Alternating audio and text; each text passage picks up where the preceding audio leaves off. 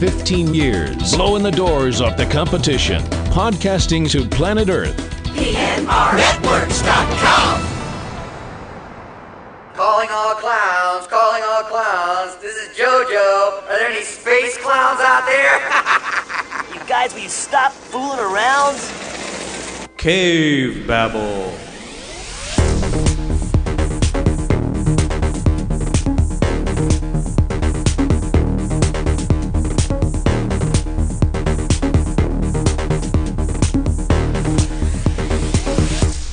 Hello and welcome to Cavebabble episode 275. This week's episode, Killer Clowns from Outer Space. And I like how they changed the spelling of clowns for this movie. That's right. This episode is brought to you by Cotton Candy Corpses. Is that all spelt with K's also? No, and there's a specific reason I didn't want to have KKK in our title. Ooh, yeah. That's one of the problems I have with this movie is it seems like you're trying to make Klan jokes all the time. Yeah, that's not good. That's not good. At all. This is a cult classic, you know. See? Is that a KK? Bad. Cult classic. Bad.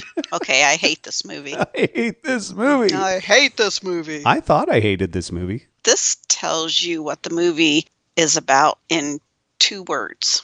Okay, so here's some of the plot keywords. Okay, go ahead. Okay, breasts growing. Yeah. That's all I'm going to say. There you go. That's what this movie is all about. That is such a tiny part of this movie. Well, it's a tagline. Okay. Or not a tagline, a plot point. Keywords. Yeah, Keywords, plot point. Breasts growing. Yep. Mm-hmm.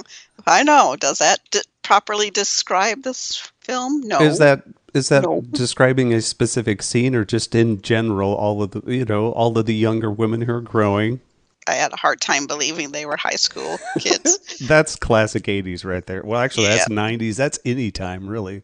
Yeah, it's like they were not high school kids. Yeah, they were young adults. No. What are we talking about? Well, we've already said it several times. We are talking about 1988's cult classic, Killer Clowns from Outer Space.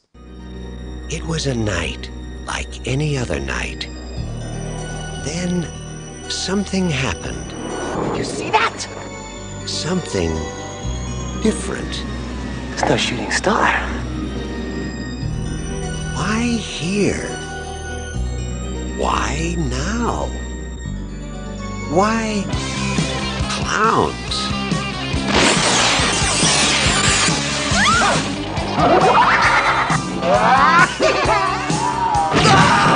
They've been knocking them dead all over the universe. What are you gonna do?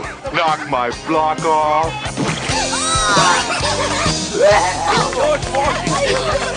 Soon they'll be doing it at a theater near you. Killer clowns from outer space. Killer Clowns from Outer Space. It's crazy.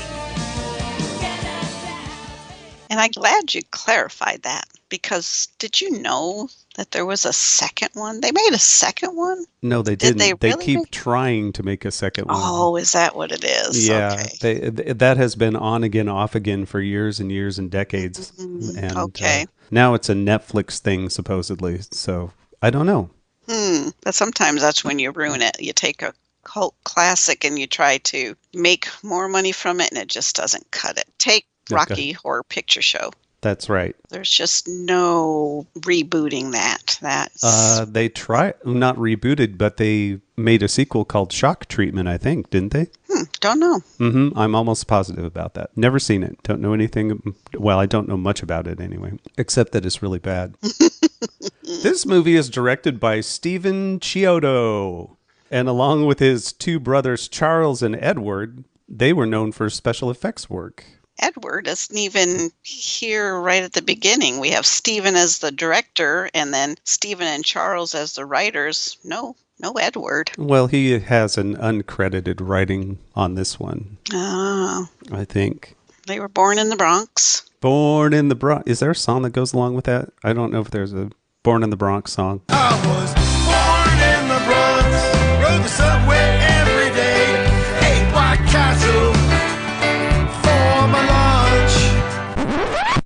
Charles is older than Stephen. I have no idea where Edward, is he the youngest? I really don't know. You know what? This being a cult classic, everybody who is into this film knows all about the Chiodo brothers, and they could really give us a lot of lessons about them. So Yeah, so maybe they can write in and tell us.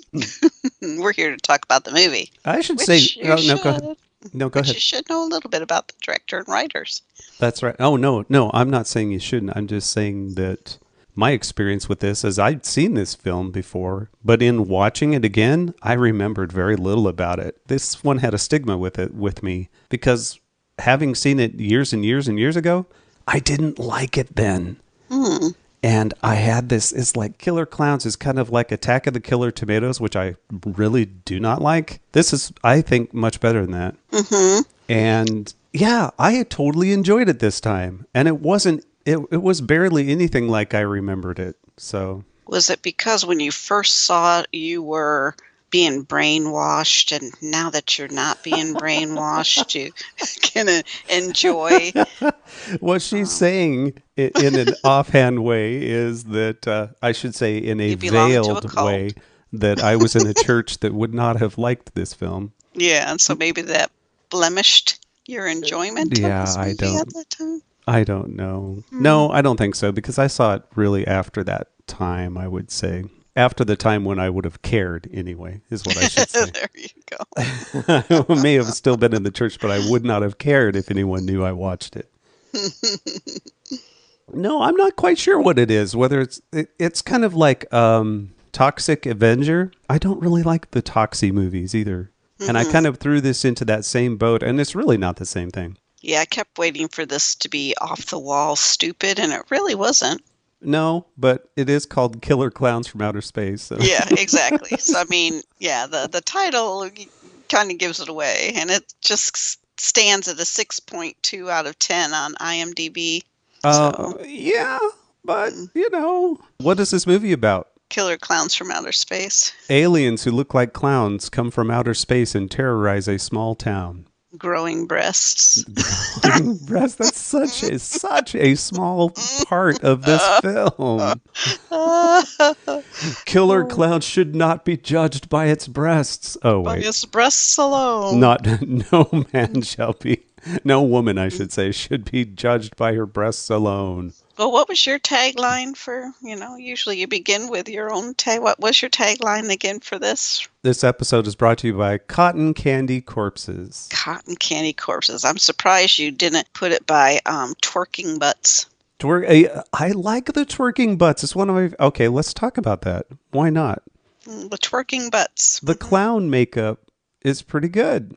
These costumes are great. It's pretty, gruesome. They're When creepy. They smile. And especially the one, I don't know which one it is. There are a billion of them. They all have names, and all the people who love these films know exactly who they are. But we're not going to cover each individual no, clown. one in particular, when he or she, whoever's in the costume, walks, oh man, that booty. Boom, boom, Yeah, several of boom, them, but one in particular really twerks. But I wonder, I was trying to figure out is it because of the costume that, their big shoes, the way that they're having to walk, which is causing that. I think huge maybe twerking. they might even have a board between their legs or something, and there were fake butts in the back that when you swung from side to side, it would make it more pronounced and have I mean, Yeah. It really seems like it's supposed to be a thing because man, they booty bang like crazy. Yeah, they really, I wouldn't say they didn't emphasize on it, but it was very unique. Well, they didn't just focus right in on their butts. No, they didn't do that. Right.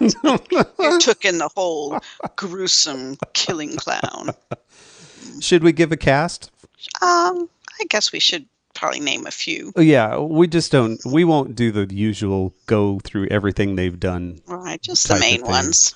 Mhm. We have Grant Kramer playing Mike Tobacco. That's right. His name is Mike Tobacco, babe. Interesting. He was born November 10th, 1961 in Los Angeles, California. So he was younger than the writer and the director. Mm-hmm. But he sure looked a lot older than that in this movie. So in 88, he Right. wouldn't have been that old. 27 years old. Yeah. Right. And he looked a whole lot older than 27. Well, this was movie. actually made in 1987 because the end of the credits say 1987 on it. So, well, still, that even makes him even younger yet, which to me in this movie, he looked to me to be much older than that. Unless I'm thinking of the wrong. So Mike Tobacco, wasn't he the main cop, right? No, You're thinking of the wrong guy. The wrong guy. So he was the boyfriend. Yeah. Yeah. Oh, okay. Yeah. Oh, that's so funny. You thought I meant the old cop? Yeah, because when I thought they listed them in never mind. Oh, that's hilarious. Oh, no, that's hilarious. Oh, funny. We have Suzanne Snyder playing his girlfriend, Debbie Stone. Debbie. Debbie, I mean, Suzanne's, her acting ability is not very good in this. I think she's gotten better over the years. She's been in several things, but not so hot here. No, really, none of them are great, I should say. Just part of it. I mean, you don't, make it this type of film and have great actors and actresses. Some of her line reading really sounds like line reading. It's pretty bad. Now we have John Allen Nelson as Dave Hansen. That's young cool cop, former boyfriend of Debbie. Yeah, and that's interesting because, these days that would be illegal. That would be illegal. What do you mean? Because he was, obviously much older than her. She's a high school student. He's not. Oh, I see what you're saying. Because he's out of high school. I keep forgetting that they're supposed to be high school kids. Yeah, he's not. And he supposedly was, they both admit to him being her ex-boyfriend, which these days would get you in a lot of trouble. Well, are they high school, though? Are they high school kids or are they college kids? Because he talks about the campus and... Well, the punks came from the college. Campus. And they're all... And in various times, they all have beer, and the cop doesn't seem to mind the beer part. I don't know. But I vaguely remember, see, we're going to have the computer correct us on this. But I thought when Mike Tobacco was referring to the Terenzi brothers. I thought he said they were his high school buddies, but that still could mean that he high knew school them buddies. in high but school. now, now they've moved on. See, but they're still going out to the makeout place. I mean, who? See, right? That's usually high school. Yeah, that's usually 20-year-olds. Usually, a 20-year-old, you got your own place. Susan still lived home, and so did Mike. They both still lived at home. They had a name for that makeout spot, too, and I can't remember it. Yeah, they did. Top of the world is what they called it. These are things that people with a podcast should probably research before they start recording. Yeah. Yeah, they definitely had a name for that. And Dave, her ex-boyfriend, said, "You were where?" Yeah, right. Yeah, exactly. Like it's any of his business. With him? But Debbie, I still care for you. She's not his girlfriend anymore. Screw him. But she can be up there with anyone she wishes. He would want her to be. Okay, we're going to go to the guy that you thought I was talking about. Yeah. John Vernon playing Curtis Mooney, the angriest cop ever. And no wonder he looked, because he was born February 24th, 1932. He's a Canadian. And he is expired February 1st, 2005, at the age of 72, died in Los Angeles. Now, here's a question for you. Okay, so if he died in 2005, okay, yeah, how in the world did he do voice acting in 2008? Because they didn't release the movie until later.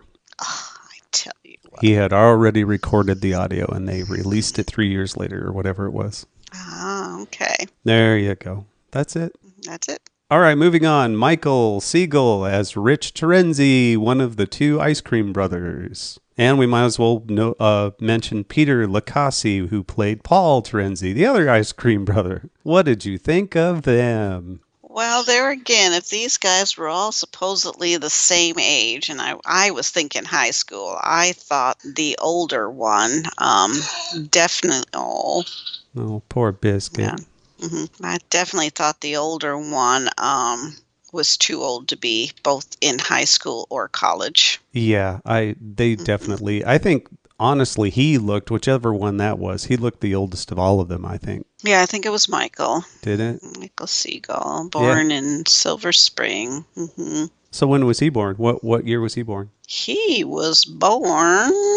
We don't give a lot about. We don't have the soon dead gonna bite it info on him. It just has that he was born and raised in Silver Spring, Maryland, and after a professional theater career, relocated to Los Angeles in 1982 to pursue his acting career. Which is the one that has the black and white shot on his? Peter Licassi. Yeah. Born April 1st, 1959. Oh, and he's already passed on, too. Yep. He's... August 27th, 2020, this year, at 61. Right. Huh. 1959. Huh? That sounds familiar. I know. It's like, yeah, you can't be so lucky. Okay. No, I can't be so lucky.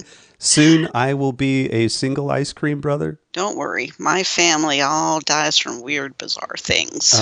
Weird and bizarre, huh? Weird and bizarre things. So you just will never know. I have a good imagination, though. So I'll probably be walking my trail and get eaten by a panther. That's eaten by a panther on our trail. On our trail here in mid-America. That's right.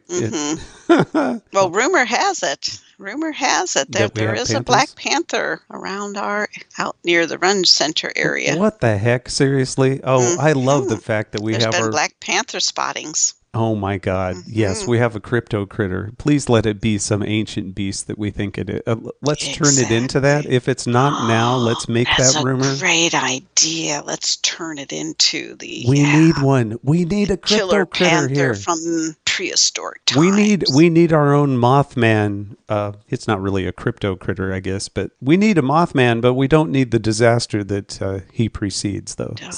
This is so we'll go find the paw prints and the scat of a huge black panther. All full of persimmon seeds. Yeah, exactly. That's another story. That is another story. We have finally discovered what those seeds, when we are out hiking, to do a tangent. Yeah, we were out hiking and you find scat, and in the scat are all these seeds. And I've always wondered, what are these seeds? And they're persimmon seeds. They most definitely are. Yep. We discovered a persimmon tree on our trail, and I actually enjoyed one yesterday. They are really good when you allow them to ripen. They're ripened when they look rotten, but they're not rotten. That's when they're ripe, and they're really tasty. And when I took the seeds out, it's like, these seeds look familiar. That's what those are. Yeah. So anyways, there's our tangent. Oh my God, that was a tangent. I'm going to make some jelly.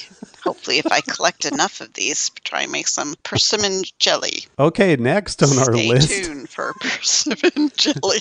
Also starring in this movie, besides scat and persimmon seeds and jelly, is Royal Dano. I assume it's Dano. D-A. See? That fits right in. Royal Dano as Farmer...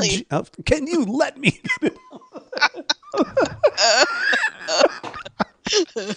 Royal jelly. Oh, royal jelly. Okay, that's where you were going. Okay, I thought it was funny. Sorry, audience. Oh my God, we've been on the road with recordings, not behind these microphones for some time. And but our goal is to make you, to be informative and to make you laugh, be entertaining. Welcome to your nightmare. Not ours, yours. Anyway, Royal Dano played Farmer Gene Green, which has to be a play on Green Jeans, right? Yeah, he was a classic. I used to pretend I was sick and be able to stay home so I could watch Captain Kangaroo. Yep, and Farmer Green Jeans was on that show, exactly. And this is Gene Green, and he has some of the funniest lines. I just love his voice in this movie. Did you see that little old sky jockey zip down in their pool? Haley's Comet, and he's landed in our backyard. He was born November 16th, 1922, New York City, New York, and died May 15th, 1994 in Los Angeles, California. So he passed not too long after this film, huh? And everyone knows this guy. He's been in a lot of films. He has one of those faces. It's, oh, that guy. Yeah, I know that guy. Yeah. Christopher Titus. We already talked about him. So Chris Titus played Bob McReed. That's the dude with the red glasses that's buying generic beer at the beginning of the movie. We talked about this guy, but we weren't on mic when we talked about him. We weren't on mic when we were talking about Christopher Titus? Oh, that's right. We weren't. Yes, this is the Christopher Titus from the show Titus, which neither of us have seen. But and like I said, he was the very first character you kind of see crossing the street with 2 bags full of generic beer. Yep, just said beer on the side. Yep. Yeah, and this was actually his first film. But he had a horrible childhood. Well, I mean, I shouldn't say horrible. There's people who've had worse than him, but he did not have a pleasant childhood. The dysfunction of which you can see on his show Titus. Yeah. I guess. We've never watched Titus, but I know it's based on his life, I believe. Right. He was born October 1st, 1964. Obviously, he started out the beginning of his childhood living with his father. Obviously, his mom and dad, either one didn't marry or divorced early on, and his dad was, quote, a womanizing beer-guzzling salesman. So then at the age of 12, he had enough of that and ran away, moved in with his mom, who was schizophrenic. Yeah, had severe mental issues, yeah. And whose mom killed her second husband over a Thanksgiving dinner argument. Like, wow, you're reading deeper than I knew. Oh my God. It's like, oh, I know this poor guy. And that's our real horror film. Forget Killer Klowns. We're covering that. No, we won't. Yeah, so he admits, he says, oh yeah, I'm mentally screwed up for life. But that's why he's built his career around, I guess, comedy around it to try and survive. Amazing. There are all kinds of comedians that are working out their issues through comedy. Mm-hmm. It kind of goes along with that breed, honestly. Yeah, makes them relatable, huh? Yeah, I guess. All right, there's only one other person I want to add to this cast list, which is Claire Bartle. Claire Bartle played the little girl in this movie, and I'm only putting her on this list because not only is this her only credit, but I think I know why. Oh, yeah. But she didn't have much of a role. No. It's not because she didn't even speak at all. It's not even because of she wasn't a very good actress. It's because of what she does in this movie. We'll talk about that in a little bit. Yeah. She probably didn't live. Okay, what an idiot. Mm-hmm. Yeah, exactly. Yeah. And she was old enough to know better. Yeah. That's a tease too. There you go, a tease. If you haven't seen this movie, that's a tease for you to keep listening. Yeah, stay through this podcast. Go ahead. Come on, don't turn us off yet, please. Please. Okay, we have classic 80s synth music. I say classic with quotes because I really don't like the music in this, even though I'm into retro 80s sounding stuff. This is by John Massari, and he has gone on to do a ton of television work beyond this. Yeah, if you just look him up on IMDb, they're just the listing just goes on and on and on and on. But, boy, the music in this. This is a cult classic for music as well, because there are lots of people who love this soundtrack, and it's just it's not really my thing. Yeah, and you're usually good at I can't even tell you whether I didn't even find the music memorable. Oh, I'll put a little bit here.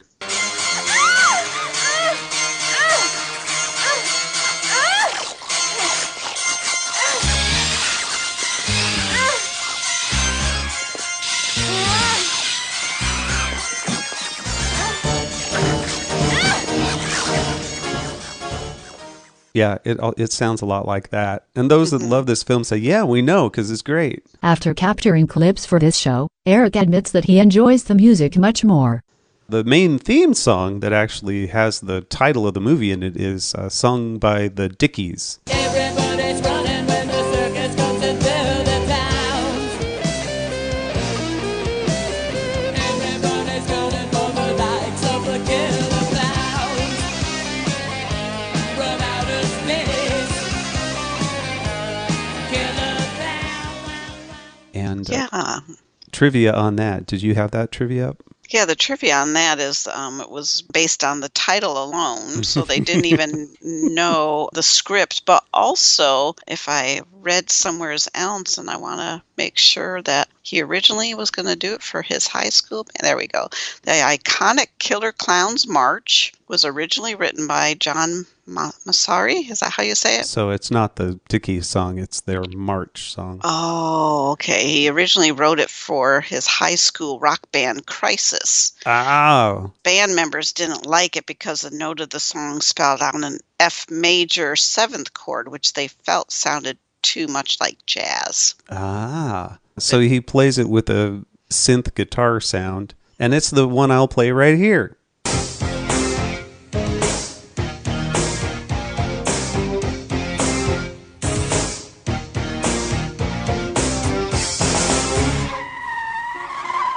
See what we mean? Mm-hmm. So yeah, it didn't go down with high school band. So, babe. What? Let's say that you have a hot boyfriend. Okay. I mean, it could happen. You never know. And you want to... I have the hottest boyfriend. Okay. And that boyfriend is trying to set the mood, right? Yes. Let's say set the mood. Would you agree that nothing says making out more than an inflatable raft in the back of a Jimmy? I thought that was clever. The inflatable raft. It's literally a raft. It's not a blow up mat or anything. It's a raft. But if I was going to set the mood with an inflatable raft, I would at least have taken a silk fitted sheet with me to put over the inflatable raft. Wait. You're saying that it would be cool to inflate a raft and then put a fitted sheet over it. Yes. And then get down. Now, you do realize your sheet isn't going to keep the sides of that, keep you on the top of it. You're going to sink down into the raft. Right, but it's going to at least feel like you're in a silky satin. And then it was because now she's got a pillow, and it actually has bumpers, Oh, and it's like a little silky cocoon? Rather than jamming her tailbone into her head, yeah, right. And her head rubbing on the rope that is tied around the instead of slamming it into the hard rock bed of the truck or whatever they were in. Yeah, the back of the floorboard of the vehicle that they were in. Yeah. Anyway, I speak like I know what I'm talking about. I've never taken an inflatable raft anywhere with me that wasn't to put it in water. So yeah, exactly. I don't know where that came from. Yeah, well, but you never know. Maybe that's what they do. In case you have to escape from a high water across the road. Man, turn around, don't drown. It has a double purpose. You can get it on in it, and it can save your life later on. Yeah. Perfect. Oh, the dog dies first, babe. Poor Pooh Bear. I know. Now you know you're not in just a usual movie because the dog gets it. They don't show it, but the dog definitely dies first, right? Yeah, that was... fortunately they don't show but it was such a cute... It was a cute little basset hound. Basset hound, yeah. Yeah. I guess later on when you see the old man's cocoon, there's a smaller one behind it that's supposed to be the dog. Oh, is that what it was? I was thinking a child, but the small one was the dog. Yeah, that's supposed to tell you it's the dog. See, I didn't even notice it. So you saw the smaller one? I did. Oh, I never even saw it. I thought it was a child. Okay. Yeah, it's a dog. So if our viewers haven't seen this film and for some reason we entice you enough, your curiosity to see this film while you're watching it, when Farmer Gene Green goes into his house to get his tools so he can retrieve the meteor, look closely because through the screen door you can see the prop master handing props to the actor. I'm going to have to watch that scene again so that I can see that. I didn't notice it. Neither did I, but we weren't looking for it either. Yeah. Well, there are whole groups of people that watch this movie a lot. Yeah. So look at that. See if you can see it. I thought the interiors of the ship were pretty cool, honestly. There were lots of matte paintings and everything, but I thought they worked well for this type of movie. It's a completely ridiculous film, including a whole interior core that just goes on forever, like you have in all of these types of films. Yeah. Look, here's this giant space. The Cheeto Brothers describe the Cheetos. Yeah, Cheeto Brothers. Cheeto.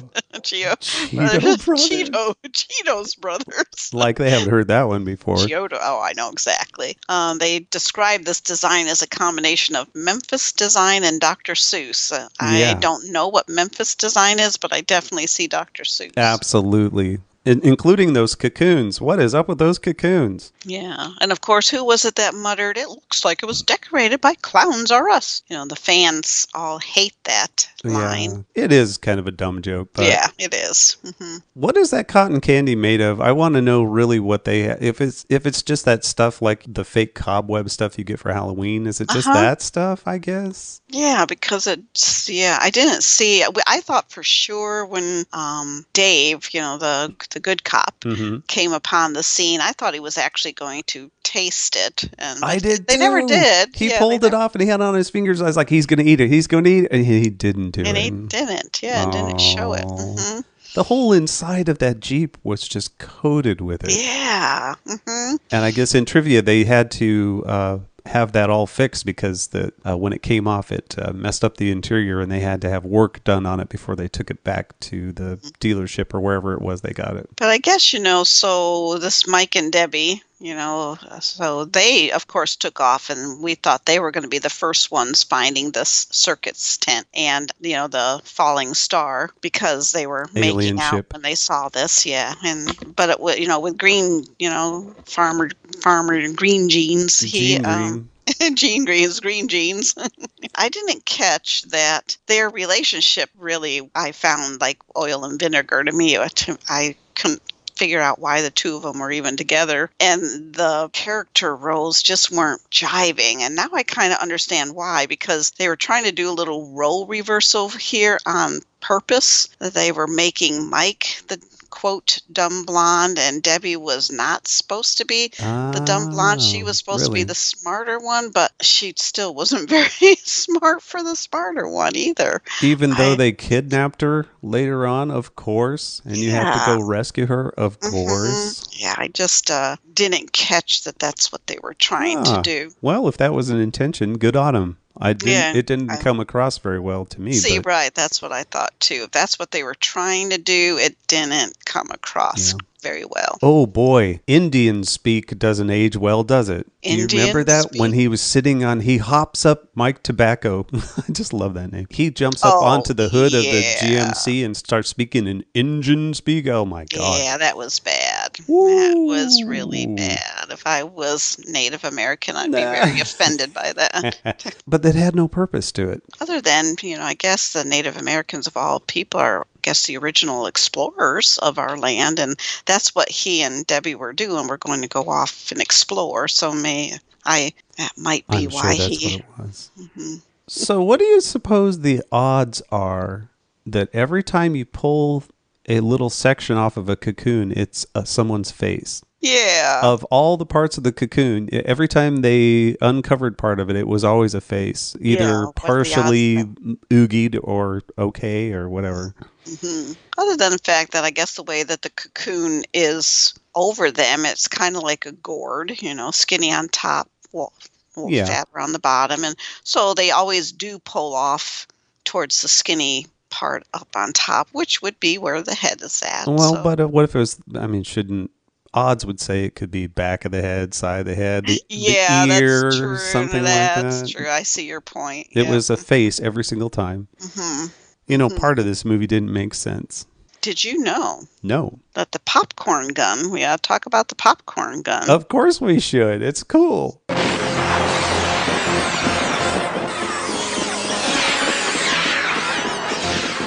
Yeah, that included the compressor inside and would fire real popcorn.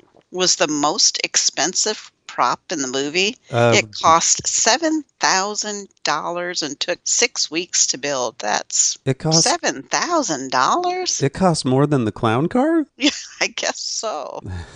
Popcorn? Why? Popcorn! Because the clowns, that's why.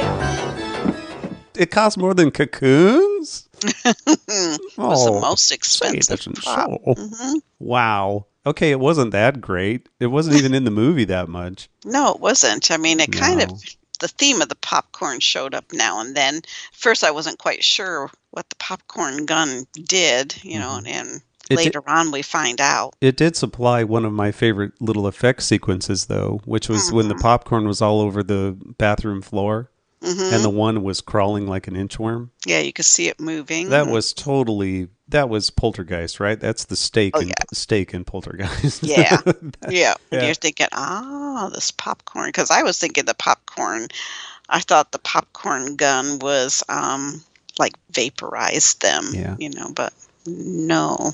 Well, the popcorn was little eggs of the little clowns, right? Because that's what they turned into in the bathroom, which they were cool. I liked those. Yeah. I think bathroom clowns are my favorite clowns. And that bathroom scene was a goof. So as she's getting ready to shower, if you look closely at her dress as she's taking it off, there's no popcorn on it. Oh, okay. And then when she shoves it into the clothes hamper, it's covered with popcorn. Boy, is it ever. And it's obviously stuck on there because none of them moved when she was shoving it. Yeah. And then, like you said, that was the most humorous part of all the bathroom clown babies. Oh no, babe. You know how movies usually say no animals were harmed in the making of this film? Oh no. Did they harm animals? They harmed balloon animals. Yeah, they did. Oh, that poor balloon dog got killed. Then brought back to life. And then they even, when they had to do that balloon dog, that was hilarious. I did get a kick out of that. Yeah. They had to coat the balloon dog's legs with latex because the balloons kept popping whenever they touched the pine needles. Oh, so they had to make them tough on the bottom. So yeah, so they'd go to all that effort just to have the poor dog run over. This is the only place that I know of that all night long everyone is just out. Everyone is out and about doing stuff all night long. Interesting, because I didn't think there was hardly any people in town. I don't know about that because, okay, the people are hanging out. I don't know the timeline. Okay. Well, I mean, what time do you usually go up and make out and have sex up at the hangout spot? Isn't that usually in the middle of the night? Yeah, because then in town you have people at the big burger place. Mm-hmm. Okay, I see what you mean. Families at the burger place. You have family. You have everybody's just hanging out at night. Well, but if you think about it, if it's a small town, they probably have a 10 o'clock curfew, so they've got to do their making out prior to 10 o'clock at night. Oh, so you're saying it's the makeout session that was early, not the rest of the town. Oh, well, let's say that I was just hanging out in the town in the middle of the night, and I'm just walking through the town square in the middle of the night for whatever reason by myself, and I stumble across a puppet show. Do I sit there and watch? Do I not question who is doing it, who they're doing it for, and why I'm there? He just starts watching it and laughing at it. Yeah. Because just a random puppet show happens in the gazebo in the middle of the town in the middle of the night. Yeah, that's very true. And he's standing there. They do weird stuff at night in this town. Mm-hmm. And who was that guy? I spent probably more time than I want to admit trying to figure out who that guy is. I was like, okay, is this one of the Chiodo brothers or what? Because he's not credited. He obviously says things like yeah or no, or has a couple lines that but they don't give him any audio. And that's the only time he's there, of course, because he gets killed. But I don't know who that is. Who is that? Yeah. They must talk about that on the commentary track. I'm going to have to watch that. Yeah, so maybe if one of our listeners is a super fan, maybe they already know that answer. Oh, they do. Someone knows it, and they could let us know. He had a nice mullet, though. Yeah, he did. Very nice mullet.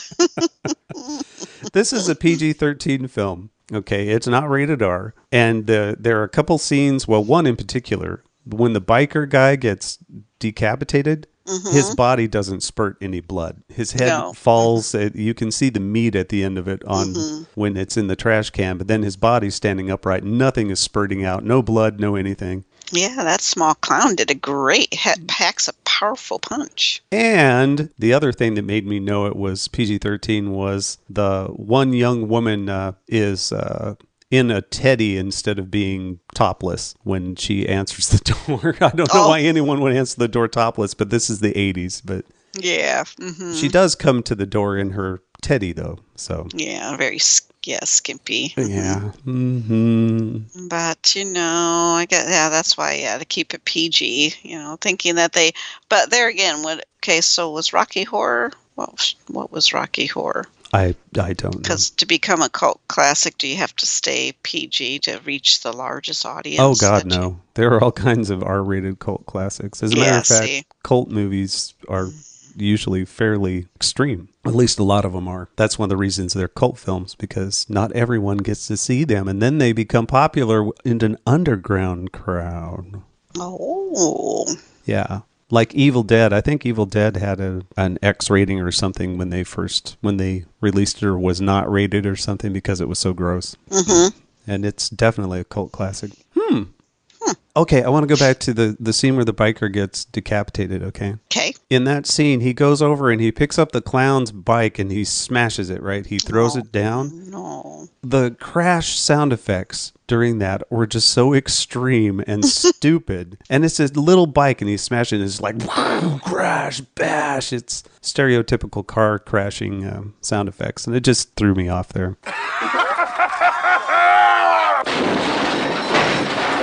Should have let the man ride his bike. Yeah, it was a little distracting that, All right, I want to talk about... It was a clown bike. Yeah, it was a clown bike. Mm-hmm. It was a clown bike.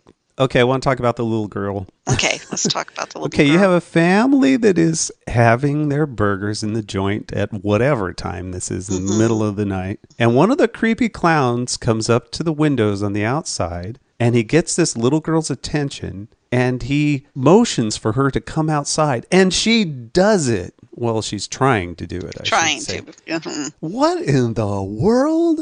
This is an 80s movie. What modern kid? Okay, you see a creepy clown outside in the middle of the night, and it's waving at you. Come on out here, little girl. Oh, okay. I think I'll do that. Because even in the 80s, we were teaching kids, don't go with strangers. No, there's no way. Everybody would know better, right? Yeah, Come on. You would think so, and especially a girl her age, because she wasn't a toddler. She wasn't, kindergarten, first grade. She was probably more fourth grade.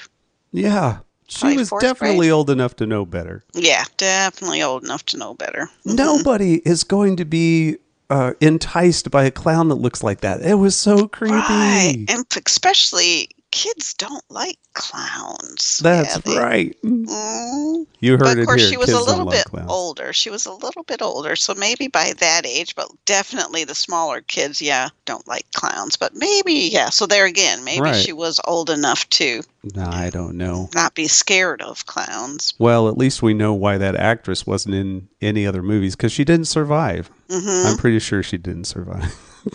Okay, most of these actors studied at the Screaming Actor School. They all scream at each other throughout this whole movie. When they're right next to each other, they're always screaming at each other. Yeah. I don't understand that school of acting. It's very distracting to me. Yeah, I don't like, probably because our family, we are a quiet family. We don't yell at each other. I'm not sure any bit of dialogue between Mike and the cop, the young cop. I think all of their dialogue was yelled at each other. I don't think they said anything in a normal voice the entire time they were together. I don't know. I saw Joe Lombardo dead. I can only tell you what I think I saw. Oh, so now you just think you saw. No, I know what I saw. I just can't prove it. My proof is gone. Yeah, right. That's true. Did you notice that? I could not help but, okay, we're doing this. All right, sounds good. Mm-hmm. And I just thought, wow, guys. Maybe they had to do that because they had bad microphones. They said, okay, you guys are really going to have to speak up because our microphones suck. Mm-hmm. So, whoa. But they did lots of voiceover. There were several times when voiceover was really bad. Yeah. Yeah, their ADR was not good at all. And they're the typical, spoiler alert. Turn this off if you haven't seen the movie. Stop listening right now. Oh, we've been spoiling all along. Go ahead. Yeah, well, this one, though, is a real spoiler. This one now. Yeah, because these are the boys that just won't die. That's all I'll say are they? right now. Boy, isn't that the case. Mm-hmm. Yeah, as a matter of fact, the very end is pretty funny because it reminds us very much of another movie. Mm-hmm. At least it does to me. And one piece of trivia, too, because I guess we can talk about it right here. One piece of trivia is all of the cars for this movie were rented, so they weren't allowed to crash any of these cars. What? But they did. Yeah, interesting. So they had to make it look... one of them. Well, one of them, all but one. Yeah, that one, I guess, actually was not rented. And that crash scene wasn't as extraordinary as they wanted it to be. It was really lackluster, wasn't it? Yeah, they were wanting it to go soaring off the cliff and landing in an explosion. But I guess the ropes, the sling rope that the car was on, broke. Broke beforehand, which showed it.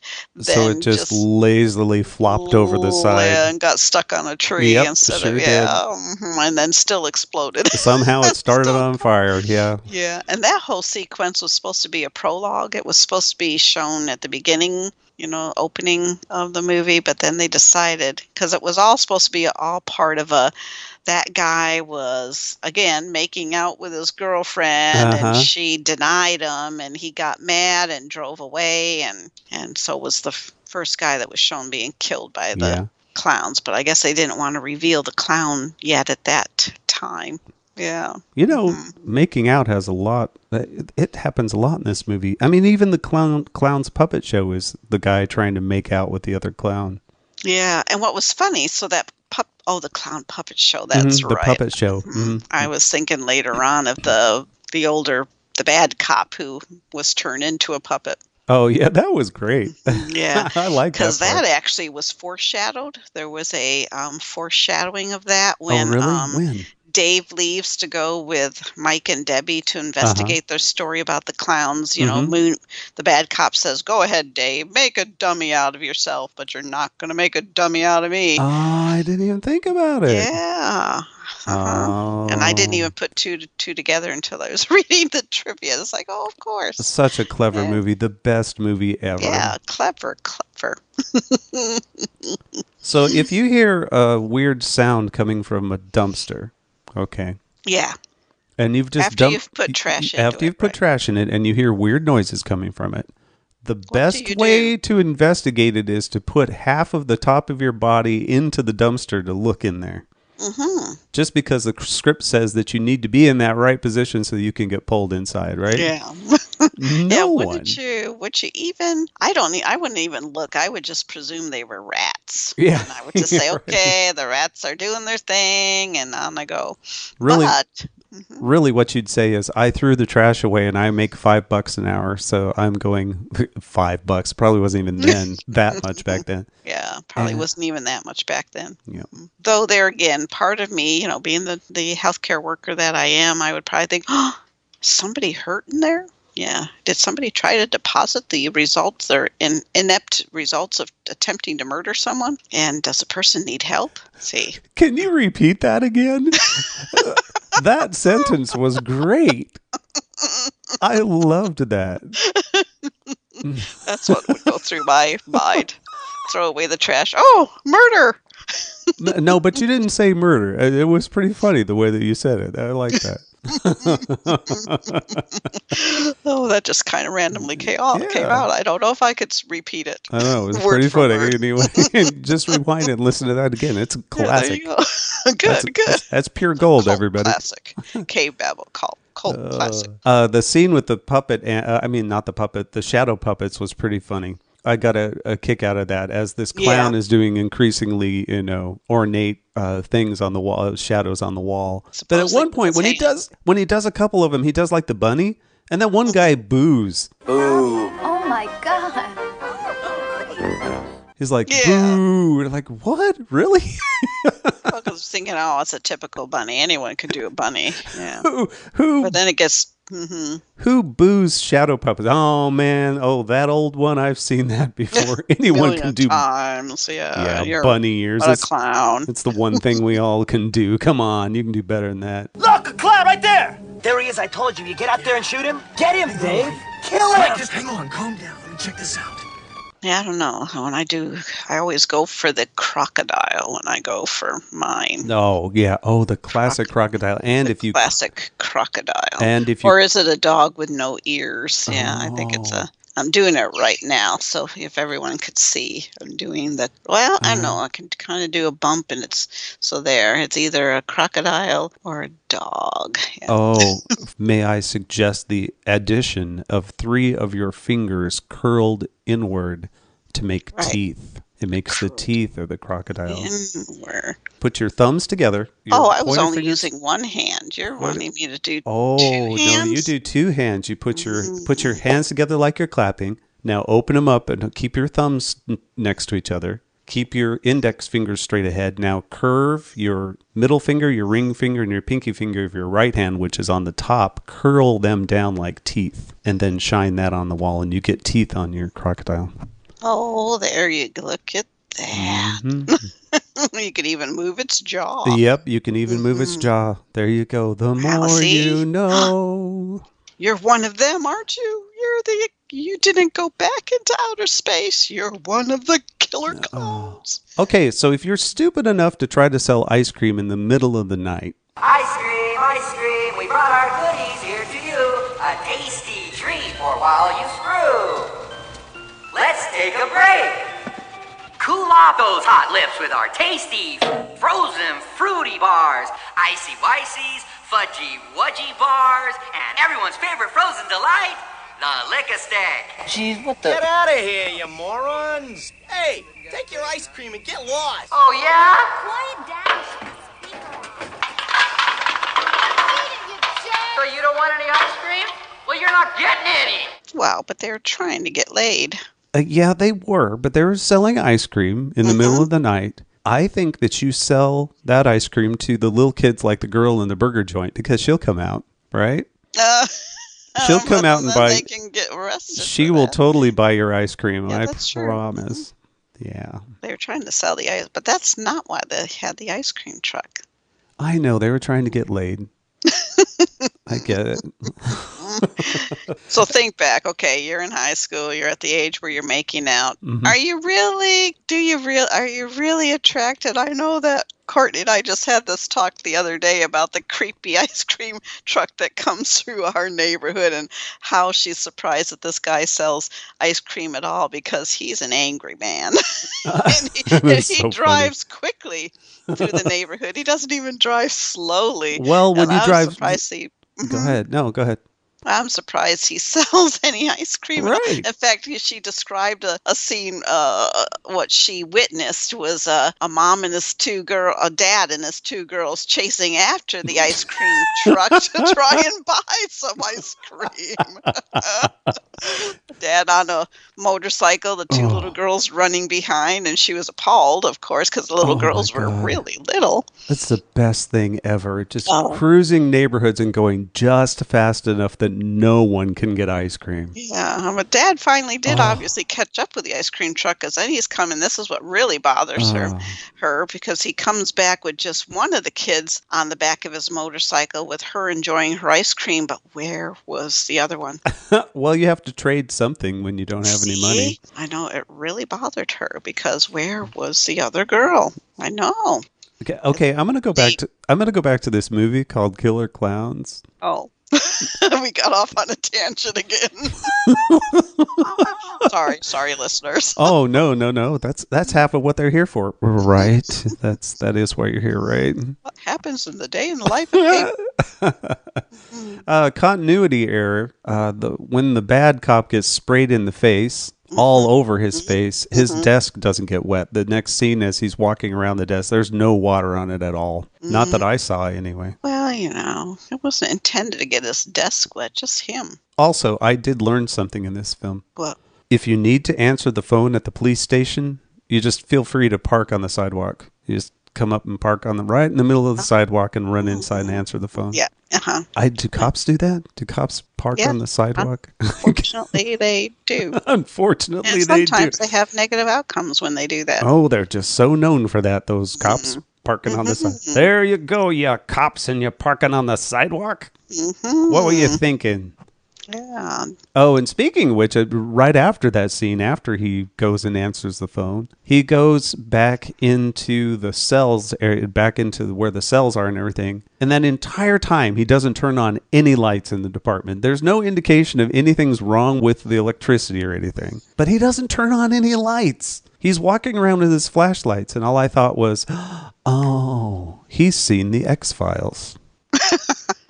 He's seen the X-Files. Somehow he traveled forward in time and watched the X-Files, and he went back and he knew flashlight's where it's at. And it wasn't even that great of a flashlight. It was big though. Well, it's just like most flashlights that these movie cops carry, these huge long flashlights. Yeah, right. They do carry those big Better flashlights. to beat my criminals with. Oh. I mean, that's what got the old cop in trouble, because he tried to clobber the clown in the back of the head with this big flashlight. Yeah, he did. Right? He whacked him on the back of the head, and it did not have the outcome that he wanted. No, not at all. I did like when he got grabbed. That was pretty cool. Yeah, that's why he became a dummy.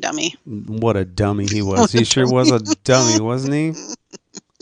And of course, there's a clown car scene where they're all getting out of the car, and there are more and more and more and more. How many are in there? And right after that is the... What are you going to do with those pies, boys? Oh, man, that's got to be a clip on our show forever. Yeah. They're going to kill you with them. Death by pie. How would you like to have death by pie? Not eating to death, but being smothered in pies. And my comment that I made is they actually used real pies. They did. Just use pie tins full of whipped cream. That's right. It was real pies. That way they were berries. I imagine one was a cherry pie, and that's what it looked like. And isn't there's trivia about Soupy Sales for that scene, isn't there? Yeah, there is. That they were originally going to cast that security officer, Soupy Sales, but they didn't think anyone would know who he was. So yeah, they weren't going to pay that kind of money for someone that they didn't think people would know, maybe. And one thing we haven't talked about yet is the Chiodo brothers. Didn't you say they did all of their own props? Not for this. No, they were known for makeup, known for special effects work on other films. Okay, special effects on other films, because I thought because they did most of the prop making in this film too, because they most of their money they saved for the actual production of the movie, so they themselves made up most of the. Oh, I thought they had others. I thought they had others doing it so that they could focus on the production part. Maybe we'll have to have the computer or our fans that are listening that know to correct that.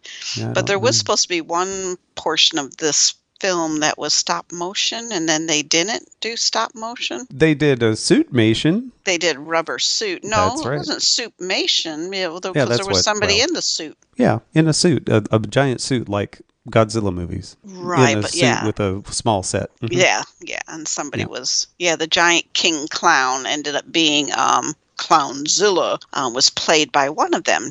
Yeah, Charles played in the big rubber suit. Mm-hmm. Okay, going back to that security guard that is turned into a steaming pile. Mm-hmm. They come up and they're looking, it's like what do they said, like steaming pies or whatever they said, hot pies? Acid pie.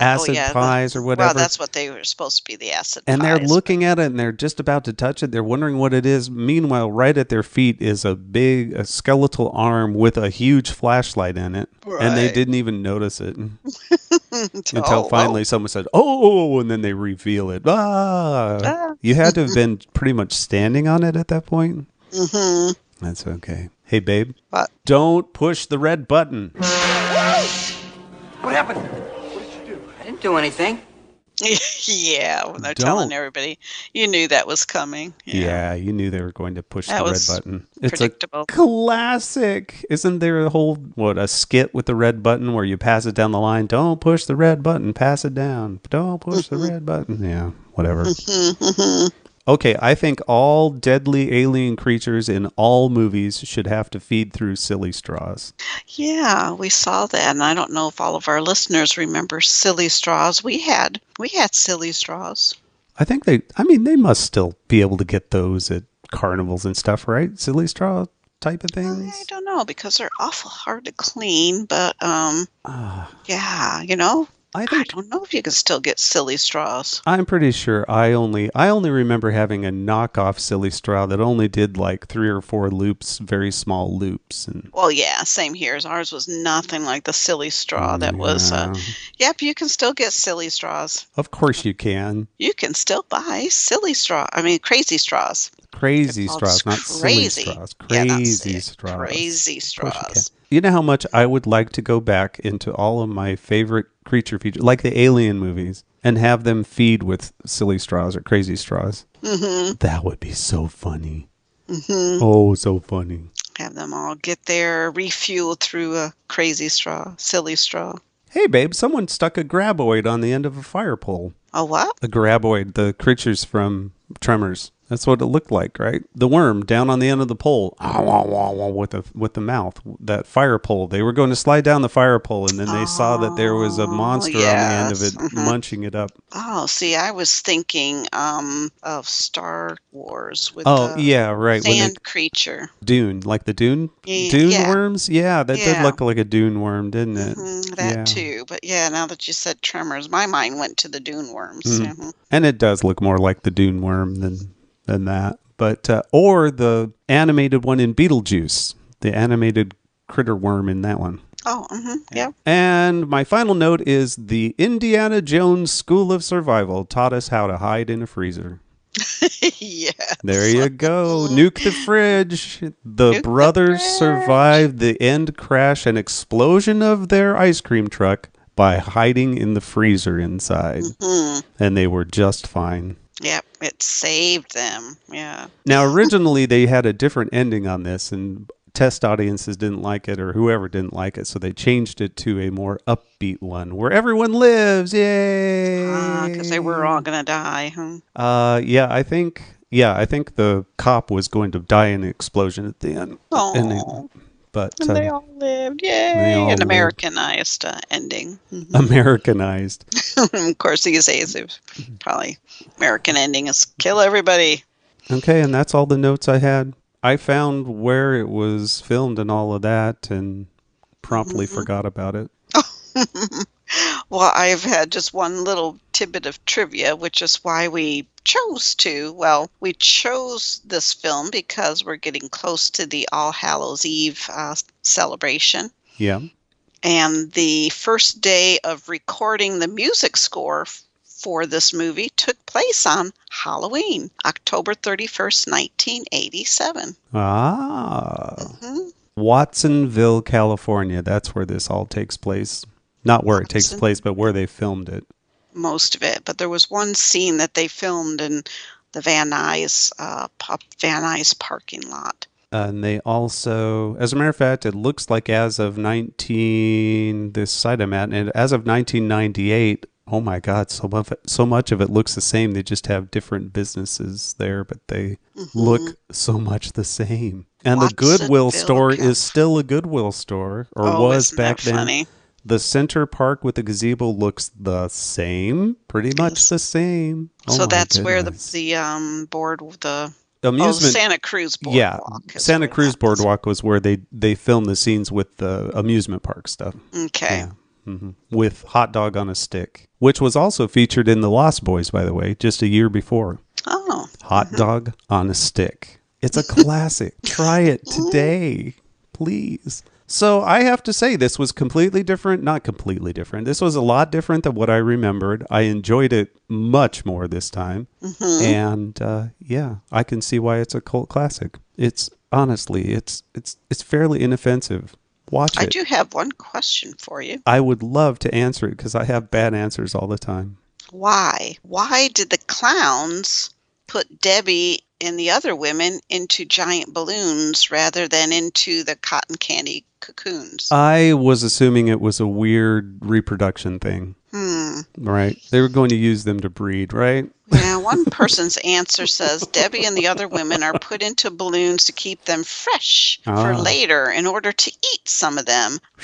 Other people think exactly like you. That's to impregnate them, turn them into female clowns. That's those of us who have seen far too many sci-fi horror movies. That's That's why we think that way. But it's not fully known if this is truly the case or not, because as you know, why would they then have to be seeding with popcorn? Yeah, right. So it is possible that they may have more than one way to reproduce, but there were 2 female clowns on board the spaceship. Yes, they were. Thus the inflatable breasts that we talked about. The growing breasts. Yeah, because that's of course what the Ice Cream Brothers were hoping for. Yep. The Ice Cream Brothers fell down a trapdoor and they landed in a ball pit. And on the edge of the ball pit, for whatever reason, were 2, were the only 2 female clowns that we ever saw in the movie. Or at least that they brought attention to anyway. Yeah, that they genderfied. The rest, most clowns are genderless. There's male, female, and creepy. And most of them were just the creepy. So that's Killer Klowns from Outer Space. There you go. We've covered it, everyone. All of you who weren't asking about it, we did it. Now we've brought it to your attention. Hopefully we've piqued your curiosity to make you say, maybe we do need to see it. Might give you some Halloween ideas, Halloween costume ideas. And it was a perfect time to do it, and that's why we did, because it is Halloween season. But we're doing it with a bit of humor because, let's face it, COVID's not funny, and we need a little funny, right? Yes, we do. We need a little funny.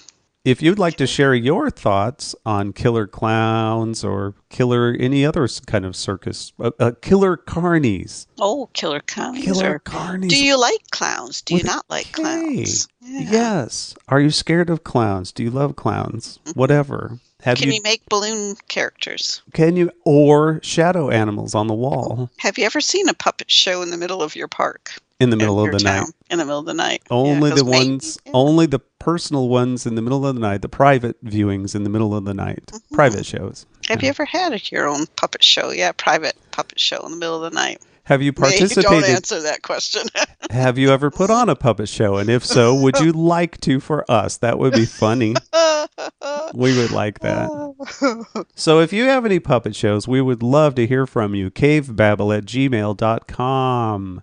Or go on over to cavebabble.com and see a list of our shows on our blog.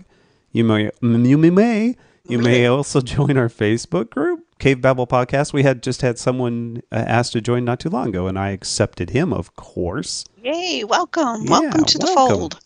And finally, if you would like to subscribe on iTunes, we would appreciate it. Cavebabble Podcast is what you search for. Or go to our blog and follow the link from there. We have it on, I shouldn't say iTunes, it's Apple Podcasts.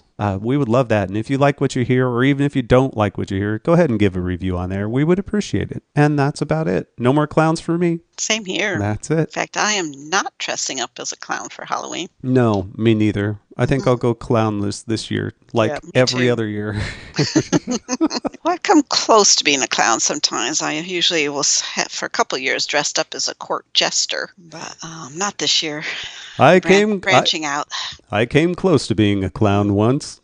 Okay, everyone, thanks for all the downloads and listens. And until next time, we're out of here. Goodbye. Bye-bye. Cavebabble.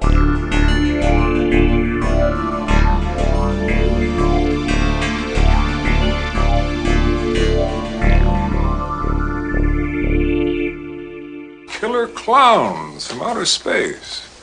Holy shit. 15 years, blowing the doors off the competition, podcasting to planet Earth. PNR.